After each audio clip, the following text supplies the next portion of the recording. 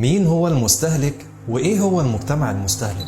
المستهلك هو الشخص اللي بيشتري، أما المجتمع المستهلك فهو المجتمع اللي بيشجع الشخص إنه يشتري. أنت معاك مرسيدس، تعالى جنب الأغنياء، وأنت عندك شاليه، تعالى جنب أخوك بتاع المرسيدس، وأنت يلي هناك إذا أنت عندك شقة في حي شعبي